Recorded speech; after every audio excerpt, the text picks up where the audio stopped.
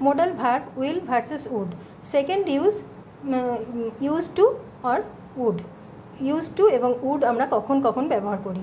used to কখন ব্যবহার করি, যখন কোথাও খেতাম যেতাম এই ধরনের পাস্ট হ্যাবিট বোঝায়, বা অতীতে আমার কোনো অভ্যাস ছিল কোথাও যাওয়ার, অতীতে আমার কোনো অভ্যাস ছিল খাওয়ার, সেটা বোঝাতে ইউজ টু ব্যবহার করা হয়। আর উড আমরা কখন ব্যবহার করি, কোথাও যেতাম কিন্তু যাইনি, খেতাম খাওয়ার ছিল কিন্তু খাওয়া হয়নি।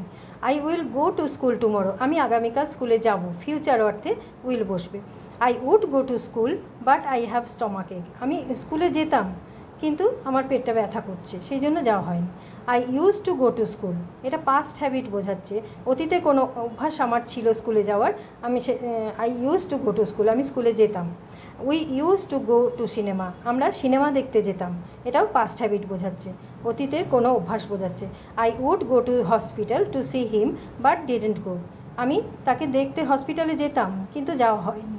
I would have egg roll, এখানে হ্যাভ মানে হচ্ছে খাওয়া, I would have egg roll but didn't have, আমি এগ রোল খেতাম, আমার খাওয়ার কথা ছিল কিন্তু খাইনি।